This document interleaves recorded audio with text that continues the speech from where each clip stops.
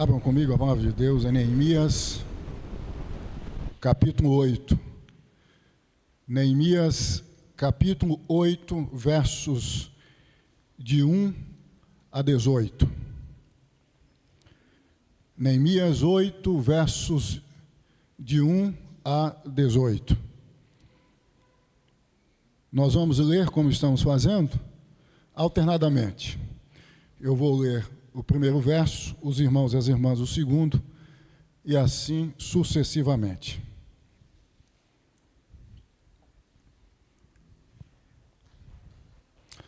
Amém, irmãos e irmãs? Assim diz a palavra de Deus. Em chegando o 7º mês, estando os filhos de Israel nas suas cidades, todo o povo se ajuntou como um só homem na praça, diante da porta das águas, e disseram a Esdras, o escriba, que trouxesse o livro da lei de Moisés que o Senhor tinha prescrito a Israel.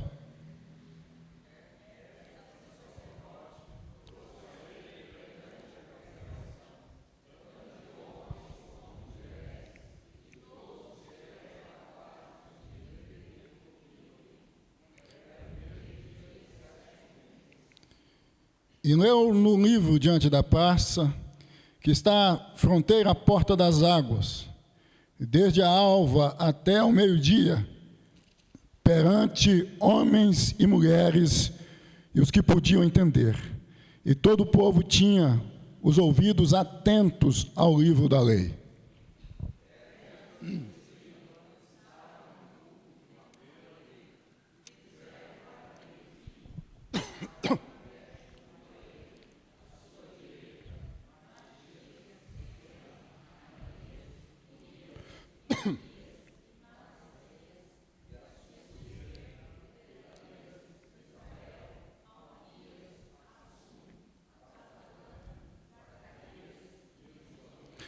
Esdras abriu o livro à vista de todo o povo, porque estava acima dele.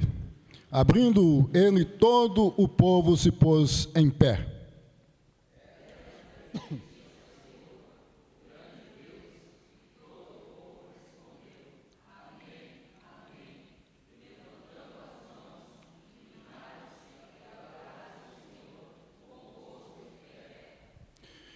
E Jesua, Bani, Serebias, Jame, Acube, Sabetai, Odias, Maaseias, Quelita, Azarias, Josabade, Anã, Pelaías e os levitas ensinavam o povo na lei, e o povo estava no seu lugar.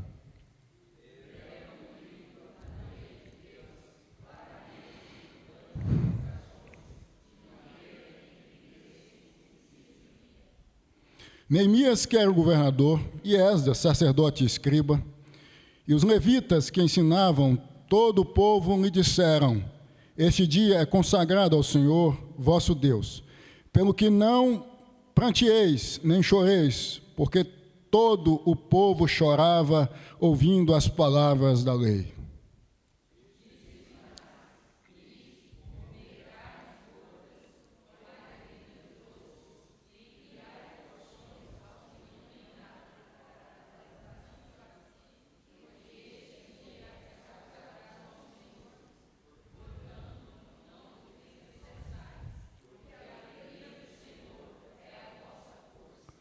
Os levitas fizeram calar todo o povo, dizendo: calai-vos, porque este dia é santo, e não estejais contristados.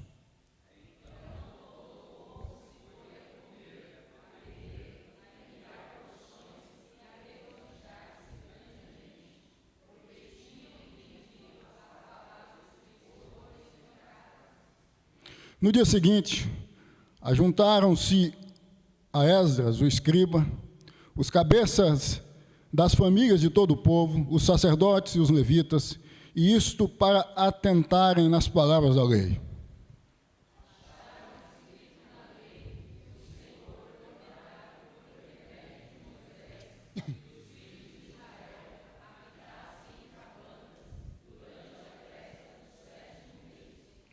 que publicassem e fizessem passar pregão por todas as suas cidades e em Jerusalém, dizendo: saí ao monte e trazei ramos de oliveiras, ramos de zambujeiros, ramos de murtas, ramos de palmeiras e ramos de árvores frondosas, para fazer cabanas, como está escrito.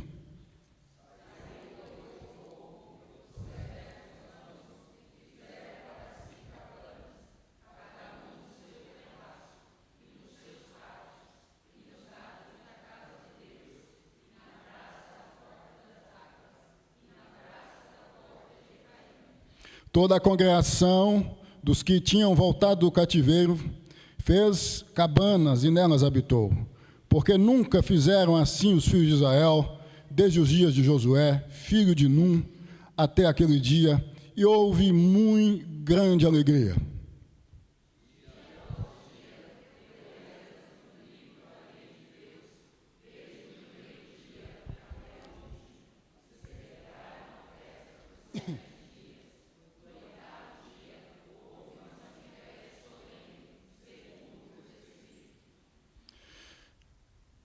O tema da nossa reflexão, considerando esta passagem da Palavra de Deus, é mantendo o coração aceso pela Palavra. Mantendo o coração aceso pela Palavra. Deus, eis-nos aqui mais uma vez diante do Senhor. Nós cantamos e estamos certos de que Tu podes falar conosco. Assim pedimos que Tu venhas, em o nome de Jesus, trazer a cada um de nós palavras de vida eterna. Ó Deus, que Tu possas abençoar-nos, que Tu possas edificar-nos, em o nome de Jesus. Amém. Mantendo o coração aceso pela palavra. No domingo passado, nós estudamos o capítulo 7 e vimos Neemias tendo a percepção de que os muros reconstruídos deviam ser guardados, deviam ser blindados. E, por conseguinte, também a percepção de organizar as famílias residentes à época na cidade de Jerusalém. Assim sendo, podemos dizer que os muros estavam de pé, a cidade organizada e o povo, as famílias seguras. Conquanto Neemias sabia, considerando a narrativa do capítulo 8, que a muralha ou os muros protegia, mas só a palavra de Deus que podia transformar, como transforma.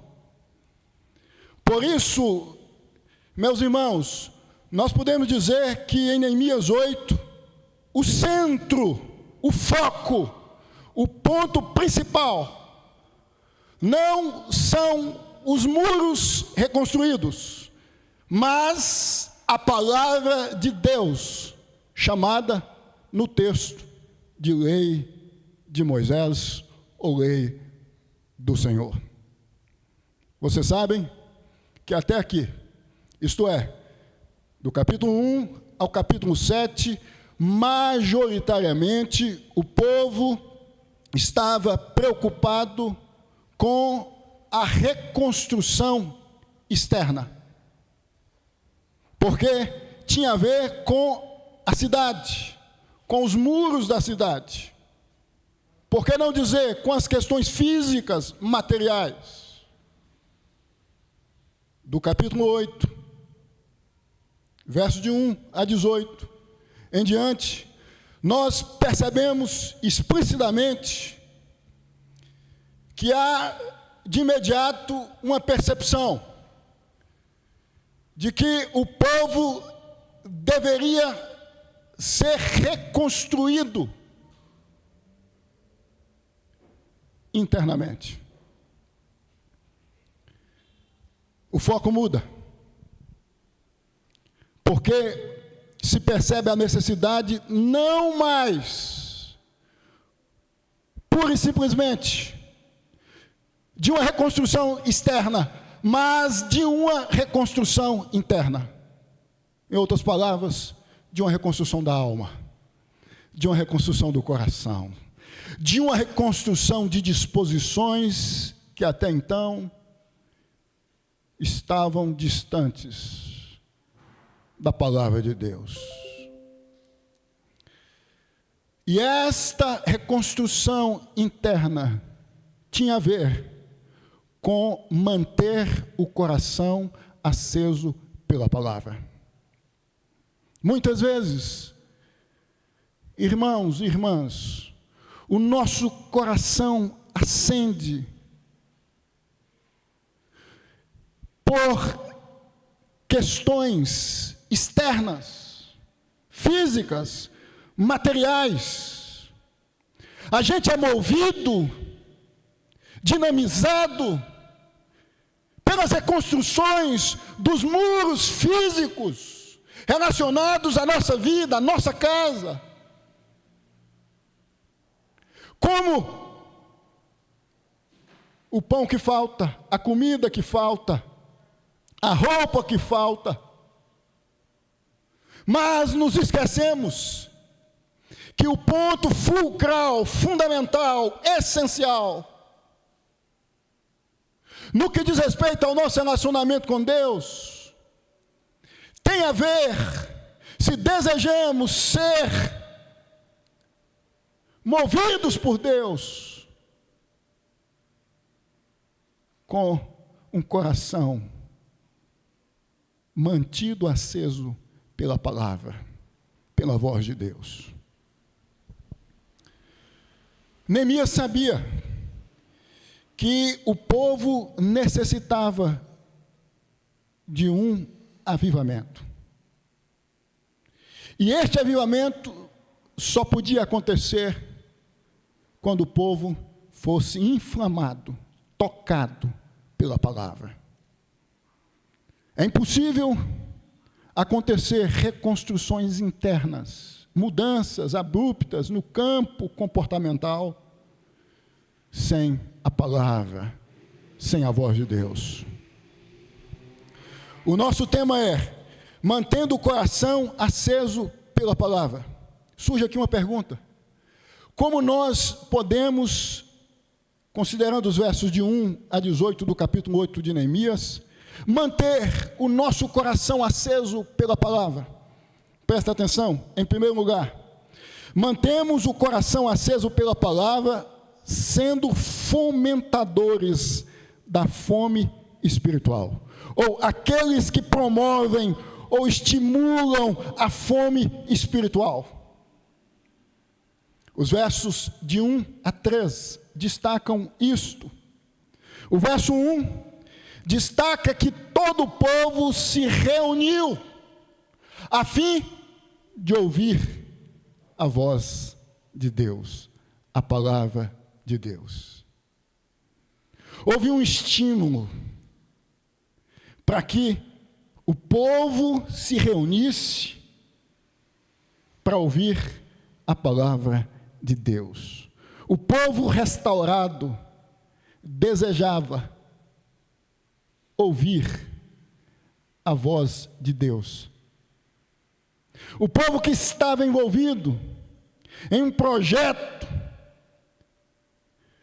de restauração tinha necessidade de ouvir a palavra, a voz de Deus. O povo não foi forçado. Eles, diz o texto, pediram à liderança, Neemias, Esdras, o sacerdote e escriba, que os mesmos trouxessem o livro da lei, a palavra de Deus, para que a mesma fosse apresentada diante deles. Meus irmãos, nós precisamos entender que a maior necessidade que temos é de fomentar em nós, de estimular-nos o tempo todo a termos o desejo, a vontade de nos envolvermos com as coisas espirituais, com as coisas de Deus, com a palavra, com a vida de oração, de consagração. Às vezes nós não somos estimulados na vida, fomentados na vida, pelas coisas espirituais, mas pelas coisas materiais. Os muros da nossa vida, relacionados às questões materiais, que estimulam-nos. Diz o texto que o povo pediu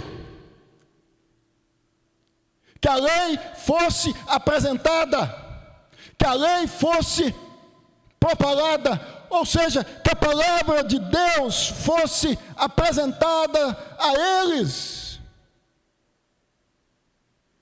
Quais têm sido os seus estímulos? Ou a causa dos seus estímulos? O que subjaz, o que está por detrás do que tem promovido disposição em seu coração, em sua alma, em sua vida? As coisas relacionadas aos muros físicos, a economia, a saúde, o sucesso, ou as coisas relacionadas à vida com Deus, as coisas espirituais. Quantas vezes você toca na palavra de Deus durante a semana? Quantas vezes você ora durante a semana? Quantas vezes quantas vezes você somos estimulados durante os dias da nossa vida pelas coisas espirituais? Me vem à mente um homem que no século XIX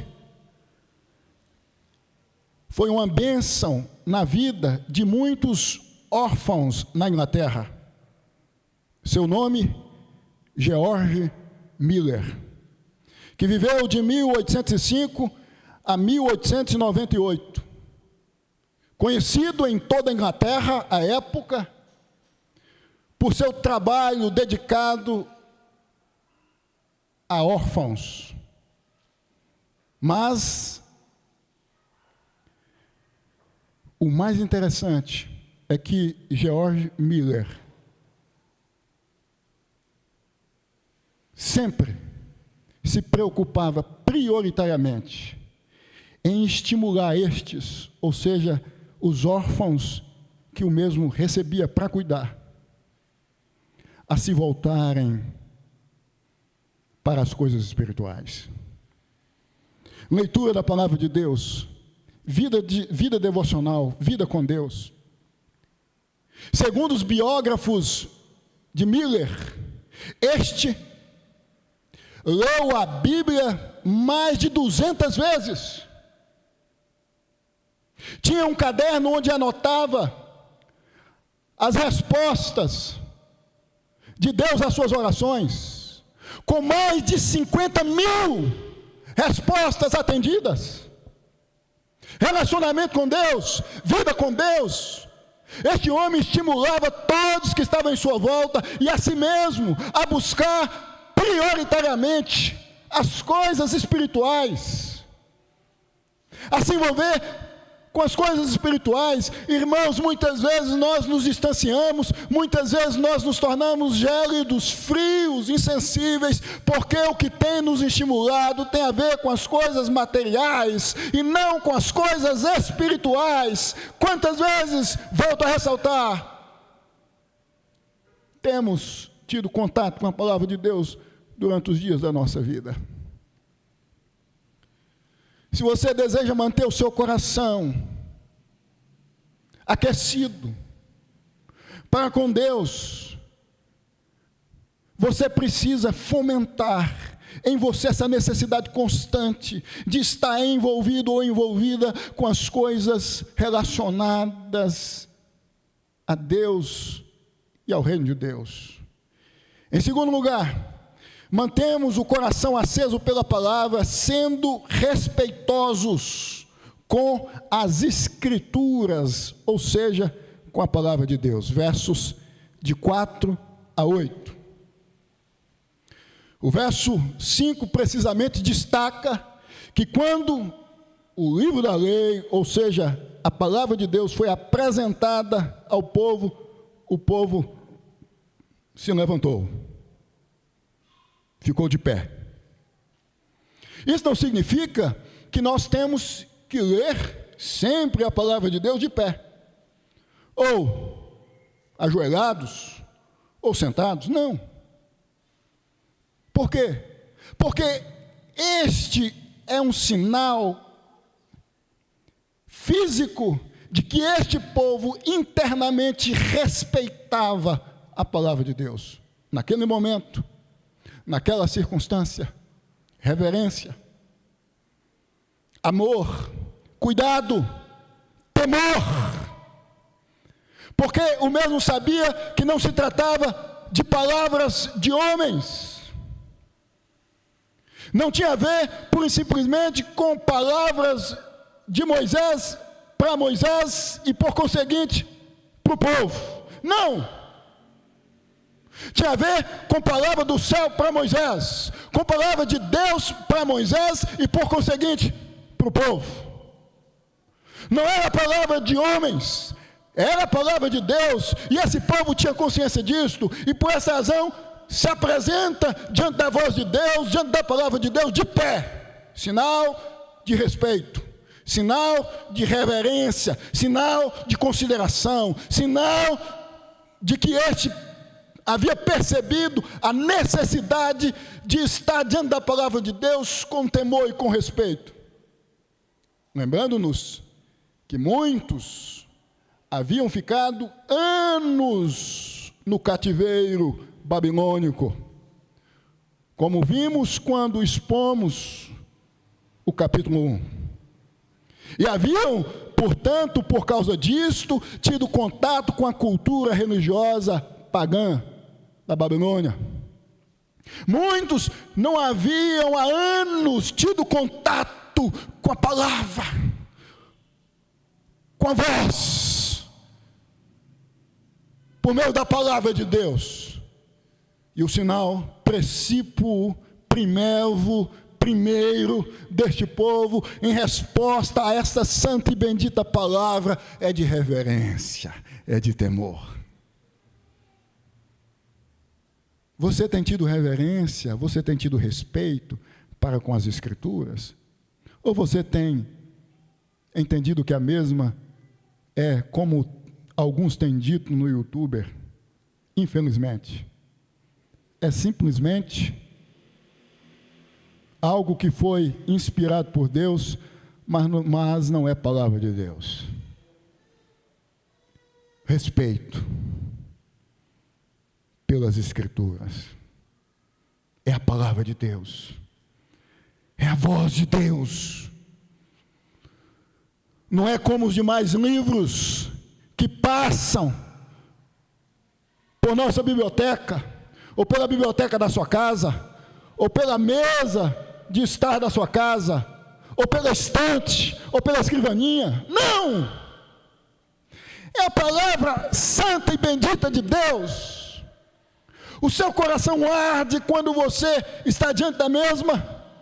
Há necessidade de se colocar de maneira respeitosa, de maneira reverente. Lembrem-se, esse povo ficou 6 horas ouvindo esta palavra, de pé, respeitosamente. É Deus que está falando. Às vezes no culto, no momento da palavra, muitos não dão nem bola, fecham os ouvidos. Lembrem-se, é palavra de Deus, não é palavra do pastor. Você tem que crer e ouvir de maneira respeitosa. E escutar de maneira respeitosa, com o coração, com a alma, de pé, ou ajoelhada, ou sentada, mas reverente.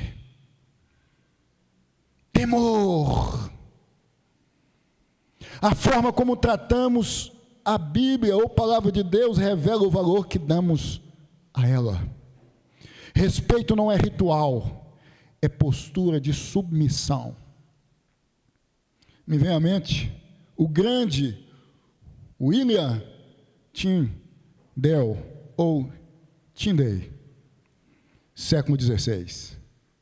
Isso porque o mesmo percebeu a necessidade de traduzir a palavra de Deus para o inglês. Vocês sabem que existiam poucas traduções da palavra de Deus nas línguas comuns do povo. Na Inglaterra, do século XVI, não havia ainda nenhuma tradução da Bíblia para o inglês. Certa feita, William resolveu pedir ao rei Henrique VIII da Inglaterra para que o mesmo concedesse o privilégio de traduzir a palavra de Deus.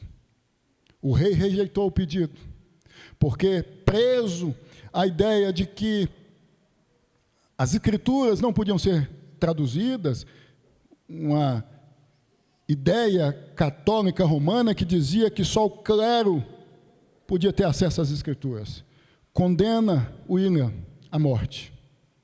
William é estrangulado, morto, queimado. A tradução foi feita. Como nós vimos quando estudamos com o irmão Mauro na EBD. Este homem pôs a sua própria vida em risco, porque via a Bíblia não como palavra de homens, mas como palavra de Deus, como voz de Deus. E tratava-a com reverência, com respeito, com cuidado. É a voz de Deus, é a palavra de Deus. Eu ponho sim a minha vida em risco, porque muitos, pensava William, devem ouvir esta palavra. Quantos necessitam escutar esta palavra? Quantos necessitam ouvir esta palavra? Qual tem sido o seu relacionamento com as Escrituras, com a palavra de Deus? Você tem se portado de pé? E aqui é um símbolo de reverência, de respeito para com a voz de Deus, ou você não está nem aí, porque você vive distante do que as Escrituras ensinam. Viver de pé, pegando o gancho do exemplo deste povo, para com a palavra de Deus, de maneira respeitosa e reverente, é viver submisso, obediente ao que ela pede. É obedecer. Não é só um rito, não tem a ver com a circunstância cultica, com o rito religioso ou culto, tem a ver com a vida. Quando eu obedeço, eu estou dizendo, é a tua voz, é a tua palavra, e por esta razão eu vou obedecer, porque é a tua palavra, não é a palavra de pastor, não é a palavra de presbítero, não é palavra de missionário, é a palavra de Deus. Em terceiro lugar, mantemos o coração aceso pela palavra, sendo claros, inteligíveis na sua explicação. Verso 8. Destaca que a lei foi apresentada, lida e, por conseguinte, explicada. Os levitas explicam o conteúdo. Eles interpretam e eles explicam, eles ensinam. Preocupação em ensinar a palavra de Deus de maneira correta a todo o povo que estava há anos, como disse alguns, envolvidos, talvez pela cultura religiosa pagã, advinda da Babilônia. Este povo, então, tem a palavra lida e explicada. Eles explicam a palavra de Deus. Quantas pessoas têm acesso, leem, mas não são ensinadas corretamente? Nós vivemos em uma época onde se fala muito de Deus, onde se fala muito do Evangelho, onde muita gente anda com a Bíblia debaixo do braço. As igrejas estão apinhadas, lotadas, cheias. Mas, eu digo sem medo de errar, há uma inexistência de explicação ou de interpretação correta da palavra de Deus. Uma despreocupação por parte de muitos líderes de explicarem corretamente, fielmente a palavra de Deus. E por essa razão tem muita gente vivendo de maneira errada diante de Deus, achando que está vivendo de maneira certa. Gente honesta, mas vivendo de maneira errada, porque a explicação não tem sido compatível com o que de fato as Escrituras ensinam. Não basta só ter contato com a palavra de Deus, com as Escrituras do Antigo e do Novo Testamento. É preciso ter a explicação correta. E por isso que eu e você, que nós devemos buscar homens que tenham compromisso com a interpretação e, por conseguinte, a explicação, a exposição fiel das Escrituras. Os levitas, eles se dedicam a explicarem corretamente a palavra de Deus. Irmãos, hoje nós vivemos em uma época onde não há preocupação em ensinar o povo de maneira correta. A preocupação é o ficar cada vez mais rico. Igrejas superlotadas, shows, luzes de cores das mais variadas, aplausos e tantas outras coisas a mais, mas a ausência de pregação fiel, de exposição fiel, de explicação correta da palavra de Deus, e por essa razão, muitos estão vivendo, volto a ressaltar, de maneira errada, até honestamente, mas erradamente.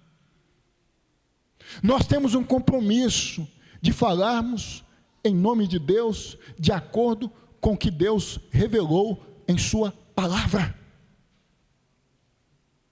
Qual explicação das Escrituras você tem ouvido? O que aquece mais o seu coração? No tocante às explicações.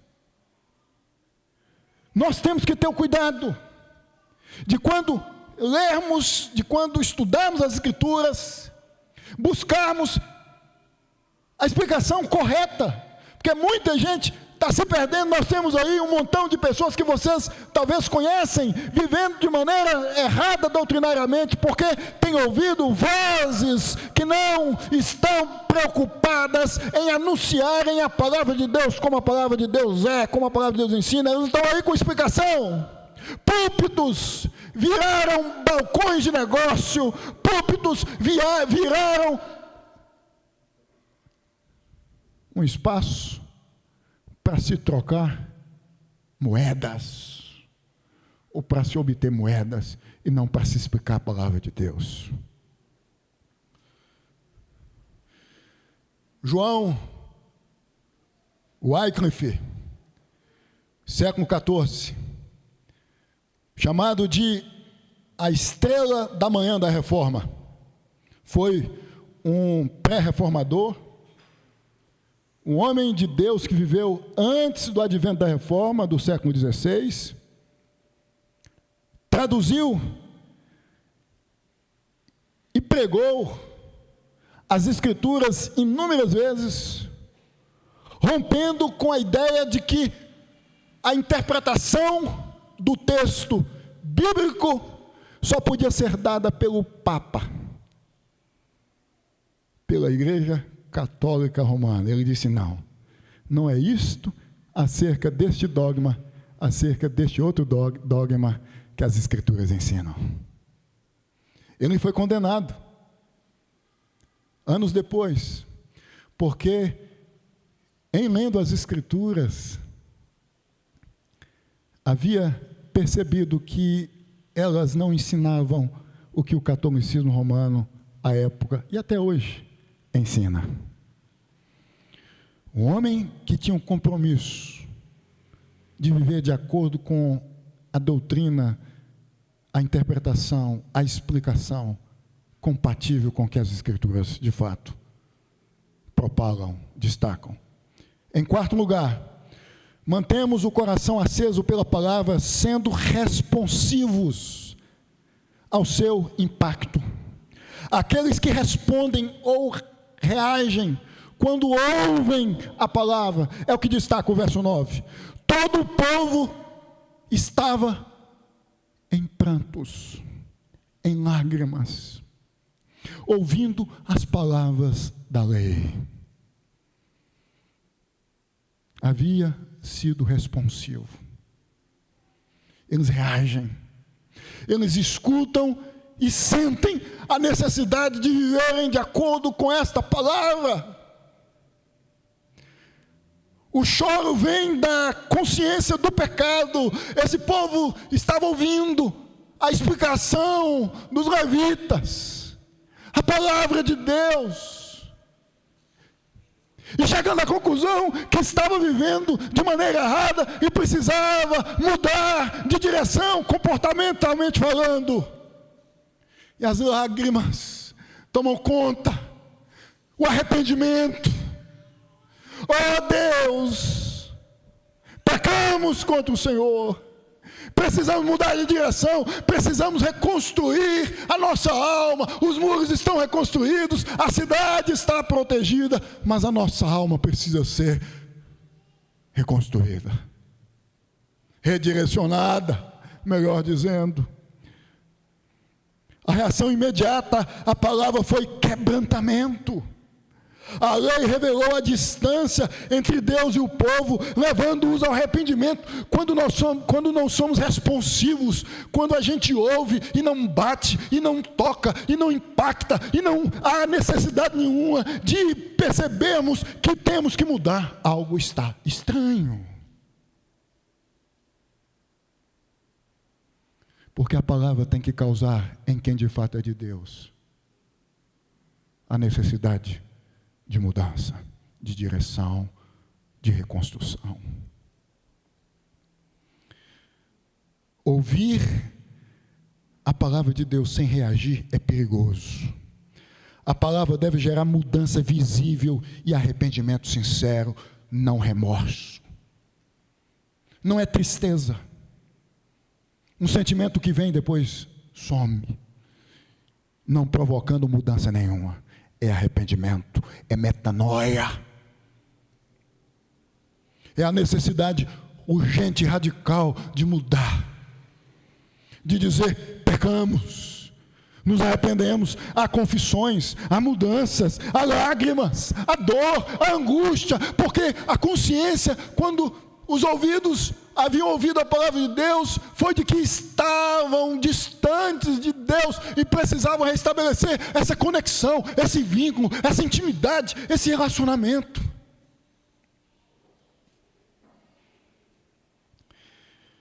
Em quinto e último lugar, mantemos o coração aceso pela palavra, sendo praticantes da alegria que ela produz.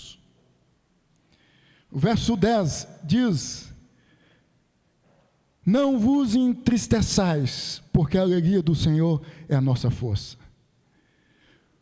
O Deus que faz com que tenhamos, por meio da sua palavra, a consciência do pecado, do arrependimento, que produz lágrimas genuínas de arrependimento, nos alivia, porque Ele diz: não há culpa, a culpa foi paga.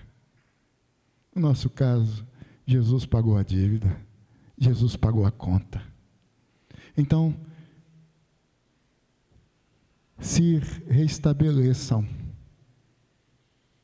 continuem caminhando de outra forma, de outra maneira, com o coração cheio de alegria, porque o mesmo Deus que faz com que a consciência do pecado e a necessidade de arrependimento venham, é o mesmo que perdoa, é o mesmo que abraça. Então se alegrem, esqueçam o passado, esqueçam o diário, onde muitas anotações relacionadas à vida passada ainda continua presente em sua alma, te martirizando, porque Deus hoje te abraça. Se arrependimento genuíno, se arrependimento sincero, se arrependimento de alma, se há lágrimas na alma, se não é tristeza, mas dor pelo pecado, mas dor pela distância do compromisso com Deus, Deus te diz em nome de Jesus, nesta noite, nesta manhã, melhor dizendo, eu te perdoo. Por isso, os líderes, os levitas, eles dizem, não entristeçais o vosso coração, porque a alegria do Senhor é a nossa força. Em outras palavras, não se sintam culpados, alegrem-se. Neemias e Esdras instruem o povo a celebrar, porque a alegria que vem de Deus fortalece para obedecer. Quando o arrependimento vem as lágrimas, porque vem a consciência do pecado, mas automaticamente Deus diz, continuem, porque eu em Cristo perdoo, em Cristo eu abraço com perdão, com misericórdia, com graça, com bondade. Em Cristo o escrito de dívida foi rasgado de alto a baixo, e em Cristo nós somos chamados a esquecer os diários passados de pecados que martirizam, que apunhalam, que geram dor, para prosseguirmos anotando em novos diários a vida com Cristo.